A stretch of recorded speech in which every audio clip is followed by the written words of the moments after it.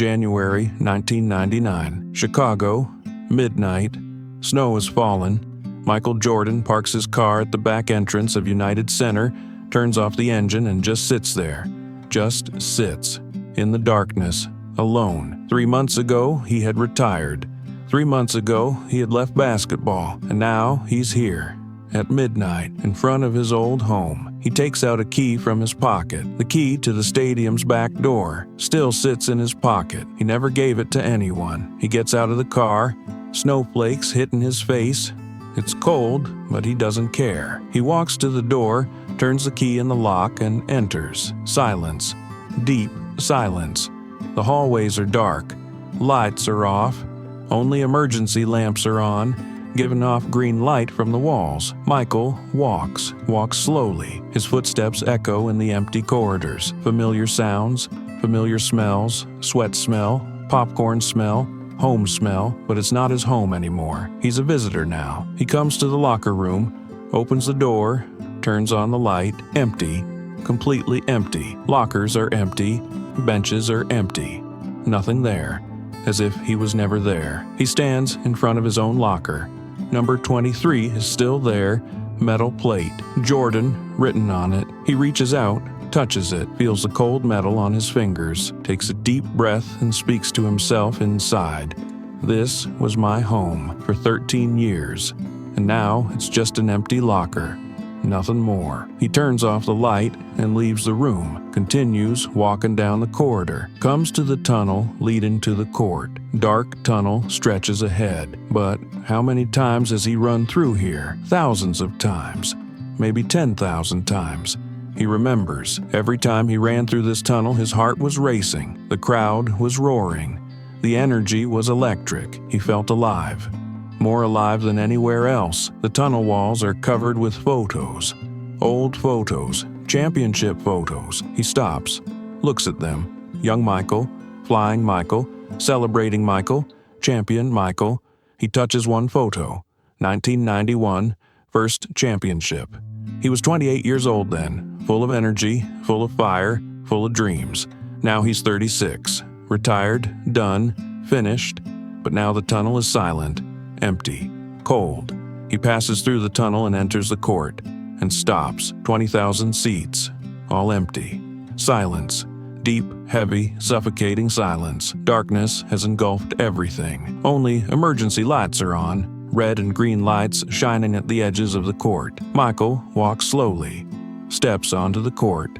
Onto the hardwood. He feels the wood under his feet. Familiar feeling. Home feeling. Safe feeling. This hardwood has been under his feet for thousands of hours. Practice, games, championships, defeats, victories, everything happened here. He comes to center court, stops, looks around, lifts his head, looks at the ceiling, then looks at the stands. Empty stands. 20,000 ghosts. No one there, no sound. And Michael slowly turns, makes a full circle and looks at each section of the stands one by one. Upper deck, lower bowl, luxury. Boxes, press section, all empty. And suddenly he hears them. The sounds, phantom sounds, sounds from the past. Applause, shouts.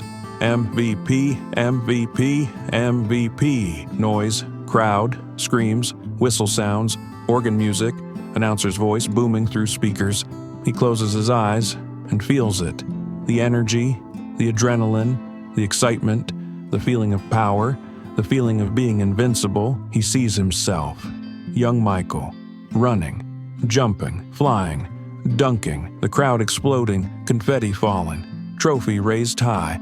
He opened his eyes. Silence. Only silence remains. The visions have vanished. Reality crashes back, and there, in the center of the court, Michael Jordan falls to his knees. His hands hang at his sides, and he cries quietly. Tears stream down his cheeks. I'm not that man anymore. I'm not Michael Jordan anymore. That man died with retirement. And I? Who am I now? The question echoes in his mind. Over and over. Who am I? Who am I without basketball? Who am I without the crowd? Who am I without the game? He's been asking this question for 3 months. Every day, every night, and he still doesn't have an answer. A voice comes from behind him suddenly. "Mr. Jordan?" Michael startles and turns quickly. Security guard standing there. An old man, maybe 70 years old, white hair, wrinkled face, flashlight in his hand, looking at him in surprise. Is that you, Mr. Jordan?" Michael stands up, quickly wipes his eyes with the back of his hand. "Yes, it's me." The security guard slowly approaches, looking carefully, making sure it's really him. "I'm sorry, Mr. Jordan. I didn't recognize you at first. What are you? It's very late at night.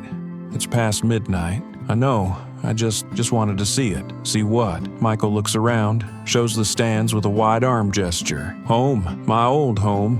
This was my home for so long." The security guard nods, slowly understanding the situation. "You retired 3 months ago. I saw it on the news on television. Everyone was talking about it." "Yes, 3 months ago. How are you feeling now, if you don't mind me asking?" Michael hesitates, thinks about being honest, thinks about lying, then decides to be honest. What's the point of lying? Lost. I feel completely lost. The security guard listens quietly, nods his head slowly. Michael continues, his voice trembling slightly, words coming faster now. "I played here for 13 years, almost every night during the season. These stands were always full. 20,000 people came to every game. They all screamed for me, shouted my name, chanted MVP, wore my jersey, and now they're all empty. And who am I without them? Without their shouts? Without their energy?" The security guard slowly puts his hand on Michael's shoulder, a gentle touch. "You're still Michael Jordan, Mr. Jordan." Michael shakes his head with a bitter smile. "No, Michael Jordan was a basketball player, but I'm not a basketball player anymore. I retired. I left the game. So what am I now? Who did I become?" The security guard can't answer immediately. He thinks, searches for words. Michael sits on the bench, the team bench, where he sat thousands of times, puts his head in his hands. The security guard also sits next to him. The bench creaks under their weight. A long silence falls between the two. Neither speaks, just sitting there, in the dark, in the empty arena. Then the security guard starts speaking, in a slow and thoughtful voice. "I also retired, Mr. Jordan. 30 years ago, I worked in a factory. For 35 years in the same factory. I went there every day, every morning at 6 a.m. Every evening I came home at 6 p.m. for 35 years. And then one day I retired. I was 55 years old. And you know what happened? What happened? I got lost. Just like you, just like you're feeling right now. Because I was only a factory worker. That was my identity. That was who I was. Without that job, who was I? Nobody. An empty person. A shell." Michael listens carefully, lifts his head and looks at the man. The security guard continues, his voice getting softer. "For 6 months I sat at home, did nothing, watched television all day, slept, woke up, ate, slept again, and I was very unhappy, depressed, because I'd completely lost myself. When I looked in the mirror, I didn't recognize myself. I saw a stranger. So what did you do? How did you solve it?" My wife said something to me. One day she sat down next to me on the couch, held my hand and said, "You weren't just a worker, honey. You were a father to our 3 children. You were a husband to me. You were a grandfather to our grandchildren. You were a friend to our neighbors. You coached Little League. You volunteered at church. Work wasn't your only identity. You were many things. You still are many things." And she was right.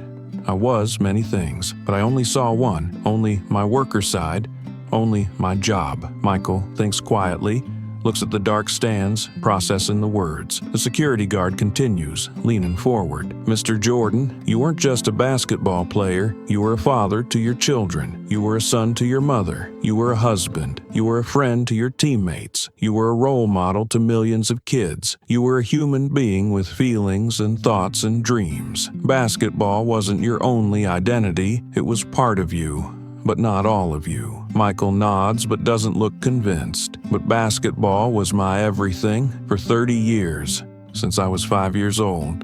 I played ball since childhood. Every day, every hour, it defined me. Who am I without basketball? Just an ordinary person. just another guy. And is being ordinary a bad thing, Mr. Jordan? Michael hesitates. He never thought about this, never asked himself this question. I don't know. I really don't know, but it seems terrible, not being special, not being a legend, not being the best, just being normal. But you're already special, whether you play basketball or not, because you're Michael Jordan, and that won't change. The championships won't disappear. The memories won't disappear. You'll always be Michael Jordan. The security guard stands up, rubs his knees, joints cracking. Mr. Jordan, I'm gonna say something. You played here for 13 years. You were magnificent. Everyone knows that. The whole world knows that. 6 championships, 5 MVPs. You changed the game. But now that period is over, and that's actually a good thing. Because life goes on. It doesn't stop for anyone, and you must go on too.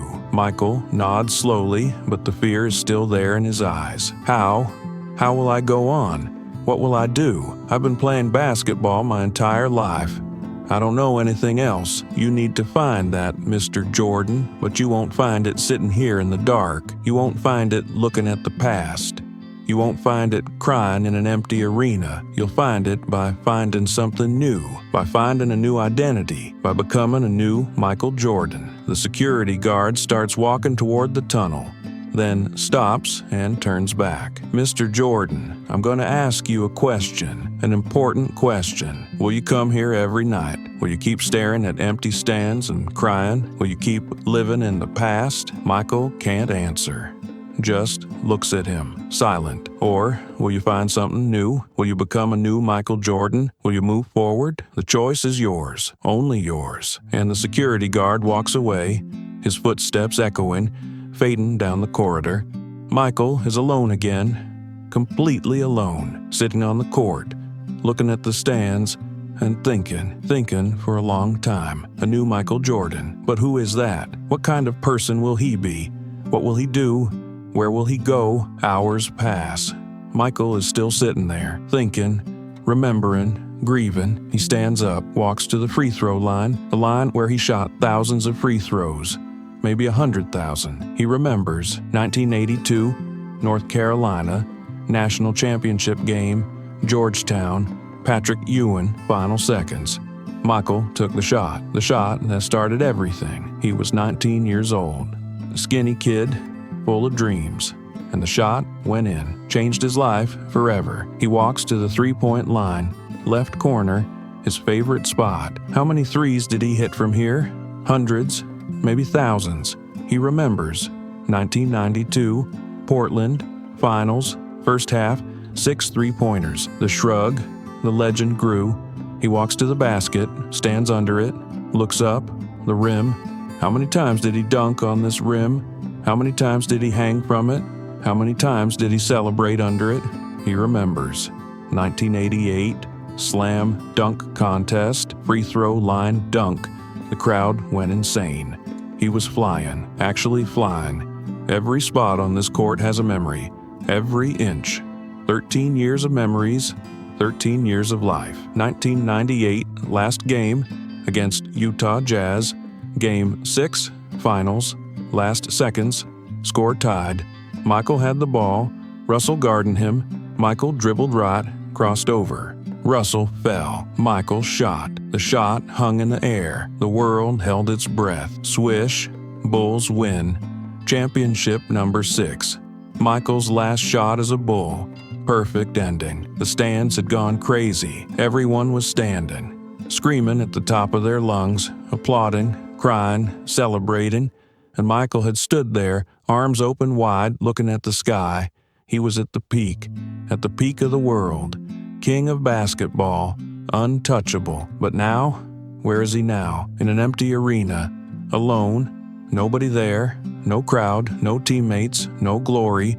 And Michael suddenly understands something profound. The peak was temporary. Success was temporary, applause was temporary, glory was temporary, but he's still here, still alive, still breathing, still existing. So he needs to find something new, a new meaning, a new purpose, a new reason to wake up every morning. But What? This question scares him, terrifies him, because he has no answer. No idea at all. For the first time in his life, he doesn't know what to do next. He thinks about his children, Jeffrey, Marcus, Jasmine. They need him, not Michael Jordan, the basketball player, just Michael Jordan, the father. He thinks about his mother, Dolores. She's getting older. She needs him too. He thinks about his wife. She's been patient, so patient. But how long can she wait for him to figure out who he is? Maybe that's the answer. Maybe the new Michael Jordan is just a father, a son, a husband, a regular person living a regular life. But can he accept that? Can he accept being ordinary after being extraordinary for so long? The question haunts him. He sits back down on the bench, exhausted, emotionally drained. He's been here for hours now. The night is passing. Soon it will be morning. He thinks about Scottie Pippen, his teammate for so many years, his partner, his brother. Scottie retired too. Is he feeling the same emptiness? The same loss? He thinks about Phil Jackson, his coach, his mentor. Phil moved on to coach the Lakers. Phil found something new. Can Michael do the same? He thinks about all the other players who retired. Magic Johnson, Larry Bird, Kareem Abdul-Jabbar. How did they handle it? How did they find themselves afterward? Maybe he should call them, ask them, get advice. But his pride won't let him. Michael Jordan doesn't ask for help. Michael Jordan figures things out himself. But maybe that's the problem. Maybe that's why he's sitting here alone in an empty arena at 3 a.m, because he's too proud to admit he needs help. He remembers a conversation with his father years ago. Before his father died, they were sitting on the porch. Summer evening, his father was drinking beer. Michael was drinking water. Michael, what will you do when basketball ends? I don't know, Dad. I haven't thought about it. You should think about it, son, because one day it will end. Everything ends, and you need to be ready. But I'm not ready to think about that, Dad. I'm at my peak now. I know, but peaks don't last forever. Nothing lasts forever. You need to prepare yourself mentally for the day when you're not Michael Jordan, the basketball player, anymore. Who will I be then? That's for you to figure out, but don't wait until it's too late. Start thinking about it now. Michael never listened, never prepared, and now he's paying the price, sitting alone in an empty arena, lost, confused, scared. He wishes his father was here now, to give him advice, to tell him what to do, but his father's gone, dead for 5 years now, and Michael is alone, truly alone. He closes his eyes and prays. For the first time in years, he prays, God, help me. I don't know who I am anymore. I don't know what to do. Please show me the way. Please give me a sign. Anything. Silence. No answer. Just silence. He opens his eyes, still alone, still lost. But then he hears something, a sound, faint sound, from the hallway. Footsteps. Someone's coming back. The security guard appears again, walking slowly, carrying something, a cup of coffee. I thought you might need this, Mr. Jordan. Michael takes the coffee. Warm, smells good. Thank you. The security guard sits down again. They sit in silence, drinking coffee in an empty arena at 3 a.m. Mr. Jordan, can I tell you something? Something personal? Sure. When I retired from the factory, I felt exactly like you. Lost. Empty. And I did something stupid. I tried to go back. I went to the factory and asked for my old job back. What happened? They said no. They had hired someone else. And I felt even worse, because I realized I couldn't go back. The past was gone. Forever. Michael listens carefully. And that was the best thing that ever happened to me, because it forced me to move forward, to find something new, to become someone new. What did you find? This job, security guard. It's not glamorous. It doesn't pay well, but it gives me purpose.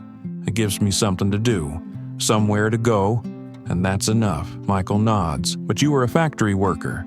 I was Michael Jordan. It's different. Is it? Really? We both had jobs. We both retired. We both felt lost. How is it different? Michael thinks about this. Maybe it's not that different. Maybe the pain of losing your identity is the same for everyone, rich or poor, famous or unknown. You're right.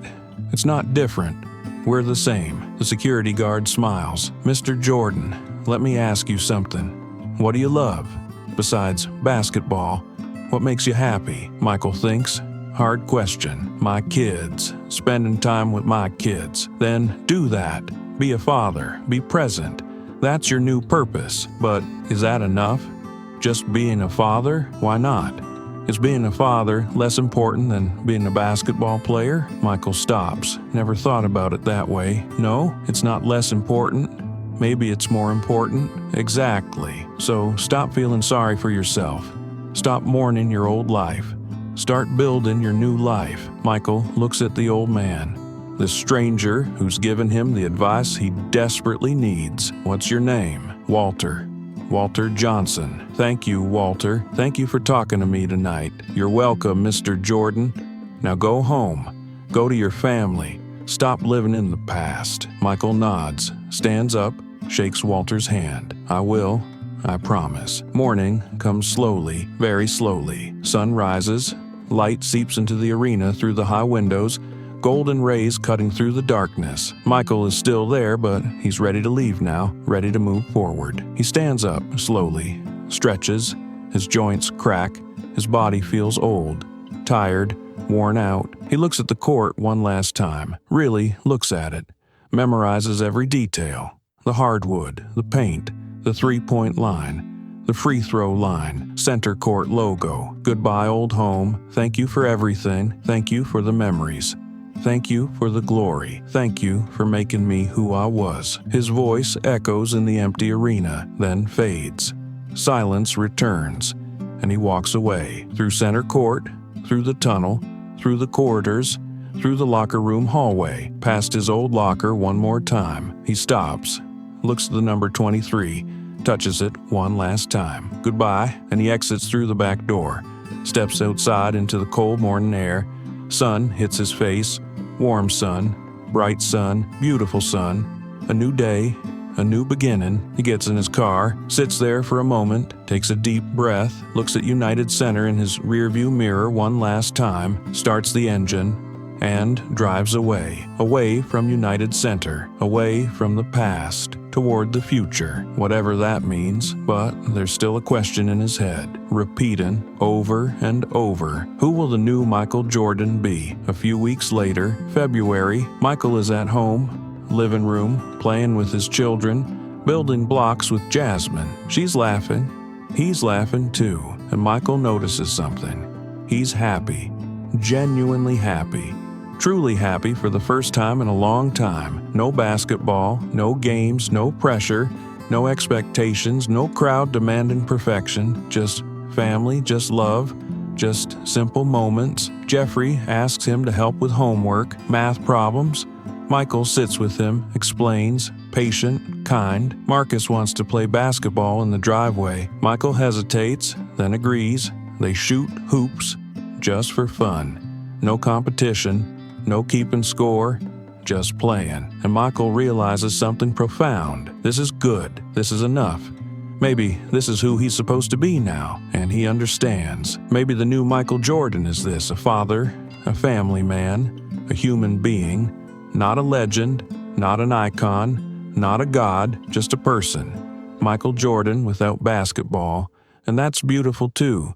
Maybe more beautiful, maybe more real. Maybe more meaningful. But the journey isn't over yet, not even close. He's still discovering himself, still learning who he is, still figuring out his new identity, because identity doesn't change in an instant. It doesn't transform overnight. It changes slowly, gradually, day by day, moment by moment. And Michael's journey is just beginning. He still has bad days. Days when he misses basketball so much it hurts. Days when he watches games on TV and feels that ache, that emptiness, that loss. But he also has good days. Days when he doesn't think about basketball at all. Days when he's just dad. Just Michael. Just himself. And slowly, very slowly, he's learning to be okay with that. Learning to accept it. Learning to embrace it. One day, his mother calls him. They talk for an hour. She tells him she's proud, not of the championships, not of the MVPs, but of him. of who he is as a person, as a son. You're more than basketball, Michael. You always were. I'm glad you're finally seeing that. Her words stay with him, echo in his mind. Maybe she's right. Maybe he was always more than basketball. He just couldn't see it. March, 3 months after that night in the arena. Michael is in his backyard, sitting on the porch, coffee in hand, watching the sunrise, and he feels something. Peace. Not happiness exactly, but peace, acceptance. He's okay. He's going to be okay. The question that haunted him for months has an answer now. Not a complete answer. Not a perfect answer, but an answer. Who is Michael Jordan without basketball? He's a father, a son, a husband, a friend, a man learning to live a different life, a man discovering new purposes, a man finding new meanings. And that's enough. For now, that's enough. Maybe someday he'll find another passion, another calling. Maybe he'll coach. Maybe he'll run a business. Maybe he'll buy a team. Maybe he'll do something completely different. But for now, he's just being, just existing, just living, and that's okay. He thinks back to that night in the arena. Walter's words, the security guard who gave him the wisdom he needed. Stop living in the past. Start building your new life. Yes, he's doing that now.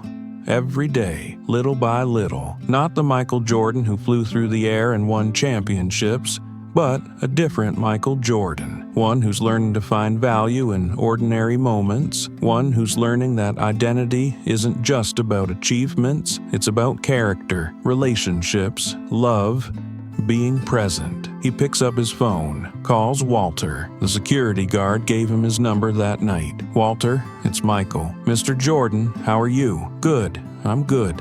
I wanted to thank you for that night, for the talk. It helped.